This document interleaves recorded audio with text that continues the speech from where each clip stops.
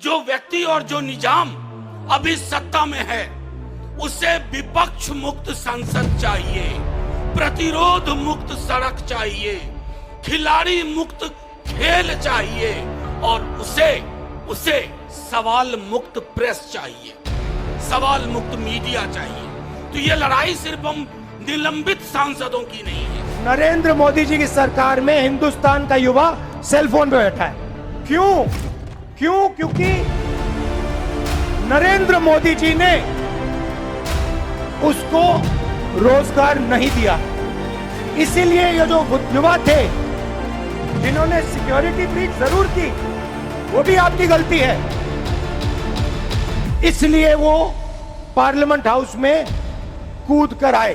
कन्याकुमारी, मदुरई से मध्य प्रदेश, अगर उसकी सुरक्षा में चूक है तो ये राष्ट्रीय सुरक्षा का मसला है। मैं सिर्फ इतना कहूंगा कि कश्मीर का मसला हो, हमने तब भी कहा था, मैं श्रद्धांजलि देता हूं राजौरी में शहीद लोगों की, लेकिन तब भी कहा था कि आप कश्मीर की नॉर्मलिटी दिल्ली के दरबार से बोलते हैं, कश्मीर नॉर्मल फील नहीं कर रहा है। आप पूरे दोस्तों, मोदी सरकार की उल्टी गिनती शुरू हो गई है, क्योंकि अब सिर्फ कांग्रेस नहीं, पूरा का पूरा विपक्ष सड़कों पर उतर आया है। सेव डेमोक्रेसी प्रोटेस्ट शुरू हो गया है देश में और सदन की कार्रवाई को पूरी तरह से विपक्ष ने बॉयकॉट कर दिया। करीब 150 सांसदों को सदन से बाहर का रास्ता दिखाया गया, जिसके बाद सदन चलाने या चलने का अधिकार ही नहीं हो सकता। इसी अंदाज के साथ पूरा विपक्ष सड़कों पर उतरा है और 2024 चुनाव तक विपक्ष सदन को बॉयकॉट कर दिया है और यहीं से चुनाव लड़ने का ऐलान कर दिया है। विपक्ष का ये आंदोलन बड़ा रूप लेने जा रहा है दोस्तों, जिसके आगे मोदी और शाह धराशाही हो जाएंगे। तो पूरा मामला क्या है बताएंगे आपको आगे वीडियो में, तो वीडियो को अंत तक देखिएगा और चैनल को अभी तक अगर सब्सक्राइब नहीं किया है तो चैनल को जरूर सब्सक्राइब कीजिएगा। नमस्कार, स्वागत है आप सभी का देश नीति पर।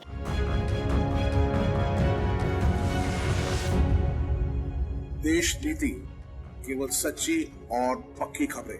अंग्रेजों को भी नहीं लगा था कि इंडिया को वो पैरों तले जिस तरह से दबा रहा है, वंचित कर रहा है, शोषण कर रहा है, उससे भारत को, इंडिया को निजात मिल सकता है। माना जाता था कि ब्रिटिश साम्राज्य में सूरज कभी अस्त नहीं होता, लेकिन वो ब्रिटिश साम्राज्य भी एक दिन खत्म हुआ था। हमारा तो फिर भी लोकतांत्रिक देश है, भले ही लोकतंत्र पर आए दिन प्रहार हो रहा है और इसीलिए विपक्षी सांसदों ने बड़ा कदम उठाया कि संसद से विपक्षी सांसदों के निलंबन के खिलाफ शुक्रवार यानी कि 22 दिसंबर को इंडिया के घटक दल जंतर मंतर पर जुट गए हैं। सेव डेमोक्रेसी प्रोटेस्ट लोकतंत्र बचाओ प्रदर्शन में कांग्रेस अध्यक्ष मल्लिकार्जुन खड़गे, राहुल गांधी, शरद पवार, आरजेडी सांसद मनोज झा समेत विपक्षी पार्टियों के कई नेता मौजूद हैं। गठबंधन ने पार्टी कार्यकर्ताओं से सांसदों से सस्पेंशन के विरोध में देश भर में अलग अलग हिस्से में प्रदर्शन करने के लिए कहा है। बंगाल में ममता की पार्टी टीएमसी के सांसद भी धरने पर बैठने का ऐलान कर दिया है। रणदीप सिंह सुरजेवाला ने कहा कि मोदी जी जो है ना, वो सदन ऐसा चाहते हैं कि जहां विपक्ष हो ही ना, सिर्फ एक पार्टी राज करे, लेकिन हम लड़ते रहेंगे। सदन में जो लोग घुसे थे उन्होंने रंगीन धुआं उड़ाया था। अगर ये कुछ और होता तो देश की स्थिति कुछ और होती। यानी उन्होंने कहा कि अगर ये लोग मुस्लिम पाए जाते, अगर किसी कांग्रेस या किसी विपक्षी सांसद के गेट पास पर वो अंदर पहुंचते हमलावर, तो आज पता नहीं उनके खिलाफ देशद्रोह का मुकदमा चलता, उस सांसद को बहिष्कार किया जाता, उस सांसद की संसदीय चली जाती, बहुत कुछ हो सकता था। लेकिन वो भाजपाई सांसद हैं, इसीलिए मोदी जी उनके आगे ढाल की तरह, चट्टान की तरह खड़े हैं। प्रदर्शन में शामिल होने पहुंचे दिग्विजय सिंह ने कहा कि हम सदन में सिर्फ गृह मंत्री के बयान की मांग कर रहे थे। इस पर कई सांसदों को सस्पेंड कर दिया गया और इतिहास में ऐसा पहली बार हुआ आजाद भारत में। कांग्रेस सांसद सैयद नसीर हुसैन ने कहा कि संसद निर्णय लेने वाली सबसे बड़ी संस्था है, 700 से अधिक सांसद सीधे राज्यसभा और लोकसभा में सीधे या प्रत्यक्ष अप्रत्यक्ष तरीके से चुनकर आते हैं। सरकार को सांसदों को सस्पेंड करने और इसके बाद सदन चलाने का अधिकार नहीं हो सकता। सरकार पूरी तरह से निरंकुश और अलोकतांत्रिक हो गई है। दोस्तों, ये आंदोलन बहुत बड़ा आकार लेने वाला है, क्योंकि ये लड़ाई सिर्फ सांसदों को बहिष्कार करने की लड़ाई नहीं है, ये इंडिया वर्सेस बीजेपी की लड़ाई नहीं है, ये लड़ाई डेमोक्रेसी को बचाने की लड़ाई है। अब धीरे धीरे एथलीट्स, सिनेमा के जगत के लोग, एक्टिविस्ट, खिलाड़ी, कलाकार भी इस प्रोटेस्ट में शामिल होंगे। 2024 चुनाव से पहले ये आंदोलन एक बड़ा आकार ले सकता है। एक तरफ सांसद निकाले जा रहे हैं, सरकारी मशीनरी पर मोदी जी कब्जा करने की कोशिश कर रहे हैं और ज्यादातर मशीनरी में तो कब्जा कर बैठे हैं। आप ईडी को ले लीजिए, आप आईटी ले लीजिए, आप सीबीआई को ले लीजिए, आप चुनाव आयोग को ले लीजिए, हर जगह पर पुलिस को ले लीजिए, हर जगह पर जो है मोदी जी के इशारे पर हर जगह काम किया जा रहा है। आज देश में पॉकेटमार कहने पर कार्रवाई हो रही है, मिमिक्री करने पर एफआईआर दर्ज हो रही है, लेकिन यौन शोषण करने के आरोपी गले में मालाएं लपेटकर घूम रहे हैं, उनकी वाहवाही हो रही है। इस खबर को देखिए दोस्तों, दिल्ली हाईकोर्ट ने दिया राहुल गांधी के खिलाफ एक्शन का आदेश। पीएम मोदी, अमित शाह और अडानी को जेब कतरे कहने के लिए राहुल गांधी पर कार्रवाई होगी। पीठ ने कहा, कथित बयान ठीक नहीं है, इसीलिए हम एफआईआर तो दर्ज नहीं करवा रहे हैं, पर चुनाव आयोग मामले की जांच करेगा। ईवीएम और वीवीपैट के वोट्स मैच नहीं करते, इस पर चुनाव आयोग को जांच नहीं करनी चाहिए।